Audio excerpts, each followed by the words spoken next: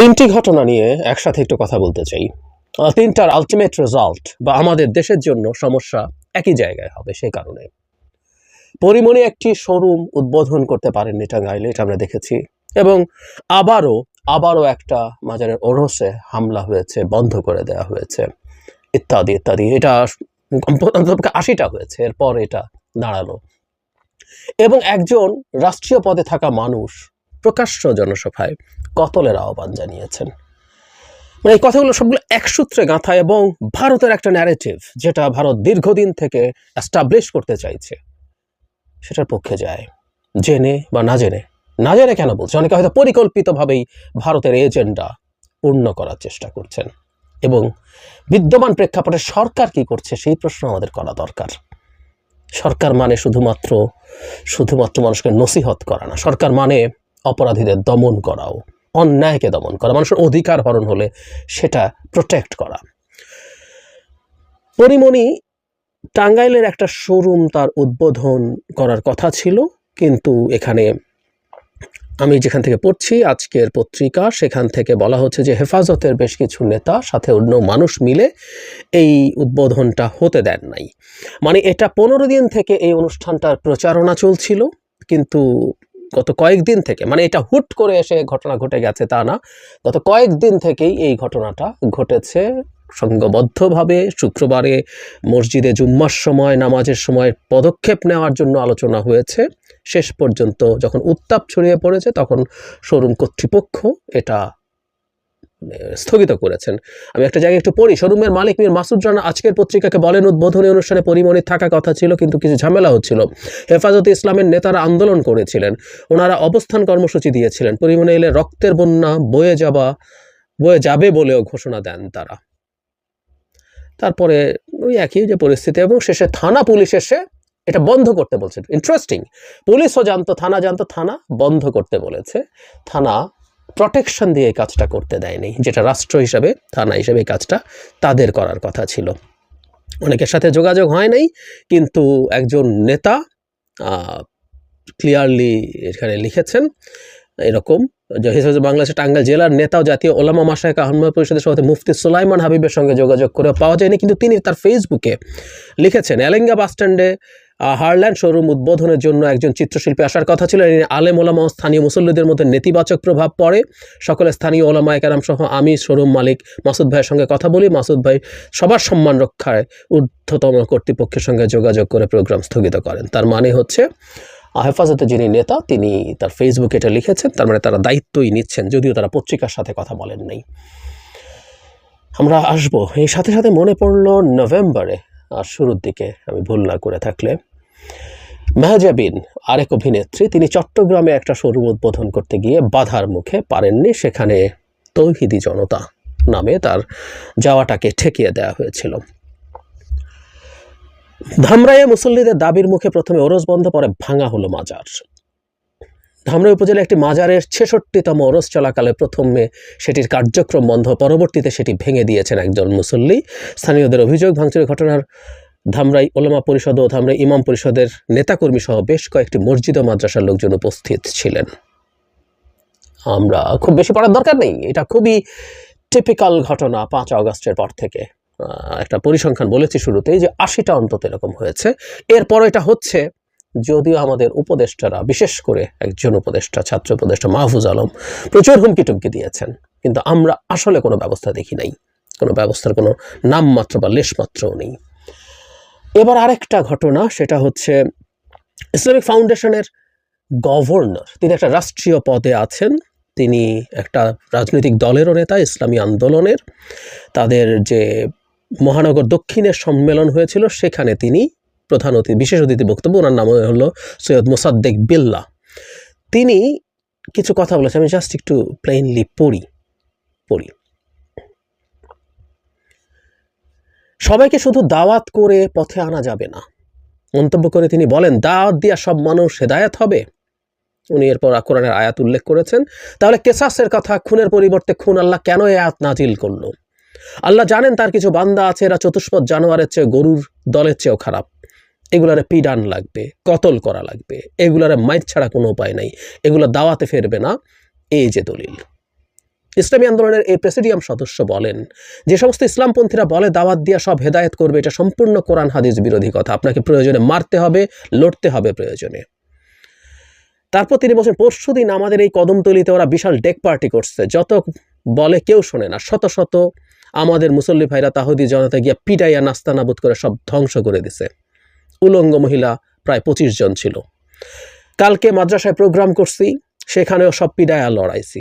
এগুলো কেমনে যায়? এগুলো মারতে হবে। এই যে আমরা এগুলো বাদ দিছি, আমি সেই হাদিসটাই বলছি, ইত্যাদি ইত্যাদি। আমাকে ভালো মতো জানি ইসলামের যে অনুশাসনের কথা বলা হচ্ছে সেগুলো প্রত্যেকটা বিচারিক ব্যবস্থা, বিচারিক প্রক্রিয়ার মধ্য দিয়ে হওয়ার কথা বলে। মব গিয়ে মানুষকে পিড়ানো বা কতল করার আওয়াজ বিভৎস, ভয়ঙ্কর, এবং উনি এটা করছেন গর্বিতভাবে বলেছেন। উনি উদাহরণ দিয়ে এখানে করেছেন, এবং উনি একটা রাষ্ট্রীয় পদে আছেন। এর চেয়ে খুব বেশি কিছু আসলে বলা দরকার নেই। আমরা নিশ্চয়ই সব ব্যাপারটা গুরুত্ব বুঝতে পারি। আমরা শুরু থেকে আসি, সেটা হচ্ছে ওই যে বলেছিলাম শেখ হাসিনা অবৈধভাবে ক্ষমতায় থাকতে হবে, সেটা ভোট চুরি করেই থাকুক। রিপিটেশন হচ্ছে, কিন্তু প্রাসঙ্গিকভাবে আসছে বলে কথাটা বলি, প্রত্যেকের মাথায় কথাগুলো একটু রাখা দরকার। যখন শেখ হাসিনা একটার পর একটা টার্ম অবৈধভাবে ক্ষমতায় থাকছেন, অত্যাচার নিপীড়ন করছেন, গুম করছেন, বিনা বিচারে হত্যা করছেন, বিভৎস করাপশন করছেন, তখনও ভারতের অনেক মানুষ সেটাকে অ্যাগ্রি করেও বলছিলেন শেখ হাসিনাকে ক্ষমতায় রাখতে হবে, কারণ শেখ হাসিনা যদি না থাকেন এখানে ইসলামিক জঙ্গিবাদী বা এক্সট্রিমিস্টরা, চরমপন্থীরা মাথা চাড়া দেবে। রিপিটেডলি বলেছেন। আমি ওই সময় প্রচুর ভারতীয় সকল বিশেষজ্ঞদের মন্তব্য পড়েছি। এভাবেই তারা সম্মতি উৎপাদন করতে চেয়েছিলেন, কনসেন্ট ম্যানুফ্যাকচার করতে চেয়েছিলেন। শেখ হাসিনা পতনের পর, পালিয়ে যাওয়ার পর আমরা দেখব ঠিক ওই জায়গাতেই ভারত খেলার চেষ্টা করছে। বাংলাদেশ জঙ্গিবাদীদের হাতে চলে গেছে, ও এখানে আছে, ওর পদে আছে, ও হিজবুত তাহরির, ও জামাত সব দখল করে নিল, এরকম নানান রকম আলাপ আছে। মূর্তি ভাঙা হচ্ছে, কারণ এরা কেউ মূর্তি পছন্দ করে না, এরা ইসলামিক এক্সট্রিমিস্ট ইত্যাদি ইত্যাদি। তাদের সেই ন্যারেটিভ ক্রমাগত চালিয়ে গেছে। হিন্দুদের উপর হামলা করছে জঙ্গিবাদীরা। এখন এই যে 3টা ঘটনা বললাম, হুবহু একই, যে বাংলাদেশে আসলে আসলে এক্সট্রিমিস্টদের হাতে চলে গেছে। এই ন্যারেটিভটা আরও স্ট্রেংথেন করবে। নভেম্বরে সরকার খুব বেশি শক্তিশালী ছিল না, তারপরও তো যথেষ্ট দিন গেছে।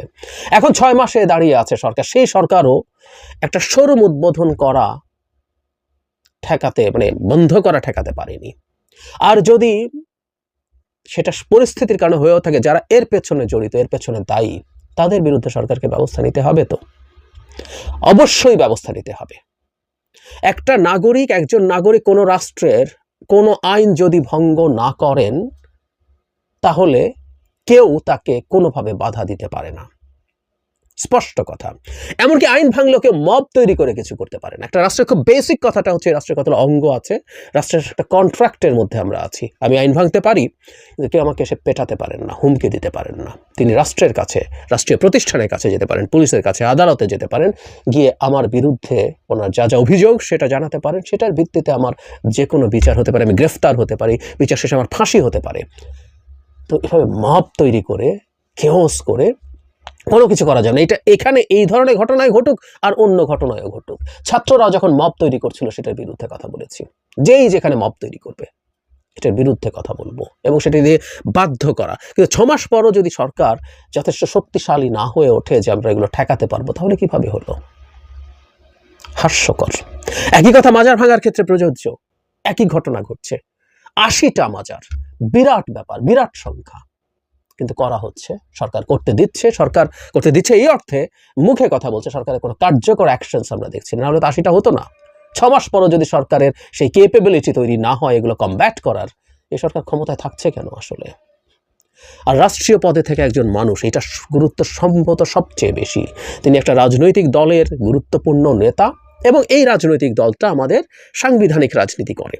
তারা এখানে খেলাফত কায়েম করে ফেলবেন ধরনের কথা অন্তত আমি শুনি নাই। তারা ভোটে পার্টিসিপেট করেছেন এর আগে। তাদের বিভিন্ন জায়গায় খুবই সিগনিফিক্যান্ট নাম্বার অফ ভোটার্স আছেন।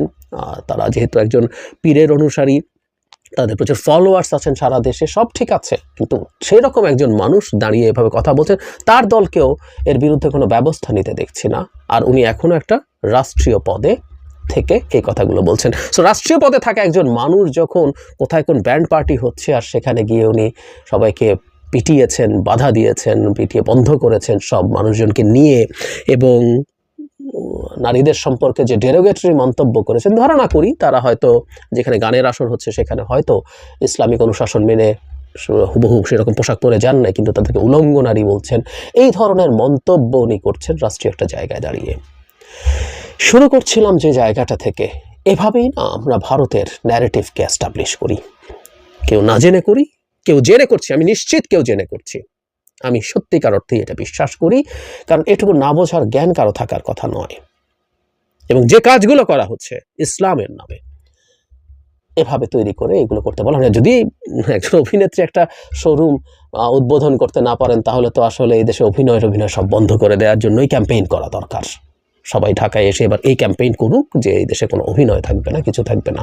কোনো একজন শোরুমের মালিক যদি মনে করেন তার ব্যবসাটা একজন অভিনেত্রীকে দিয়ে উদ্বোধন করাবেন, তাতে তার ভুল হোক, অপরাধ হোক, পাপ হোক, সেটা তিনি যদি তার জায়গা থেকে অ্যাকসেপ্ট করেন, রাষ্ট্রীয় আইন তো উনি ভাঙেন নাই। কিন্তু না, এগুলো হতে দেয়া হবে না। বাংলাদেশকে ওই জায়গায় নিয়ে যাওয়ার চেষ্টা করা হচ্ছে, এবং এগুলোর মাধ্যমে একের পর এক অস্ত্র তুলে দেওয়া হচ্ছে ভারতের হাতে। চোখ বন্ধ করে থাকুন যে কেউ, নিশ্চিত থাকুন এগুলো নিয়ে ভারত অলরেডি কথা বলতে শুরু করেছে। এভাবেই আমরা ভারতকে জেতাই, এভাবেই ভারতের পারপাসকেও সার্ভ করছে। আমি সরকারকে এটাও একটু খেয়াল করতে বলবো, আমাদের গোয়েন্দা সংস্থাগুলোকে, ভারতের পারপাস সার্ভ করছে ইসলামের নামে অনেকে। এ নিয়ে আমার বিন্দুমাত্র কোনো সন্দেহ নেই। বিশেষ করে ওপরের দিকের লোকজনের মধ্যে এটা আছে। সাধারণ অনেক মানুষ আসলে হুজুগে পড়ে অনেক কিছু করে ফেলে, কিন্তু এই জিনিসগুলো সরকারকে প্রাথমিকভাবে বাধা দিতে হবে, গ্রেফতার করতে হবে বা আইনের আওতায় আনতে হবে যারা আইন ভাঙছে, নিয়ম ভাঙছে। আর এই ধরনের চক্রান্ত খুঁজে বের করাও জরুরি বলে আমি মনে করি।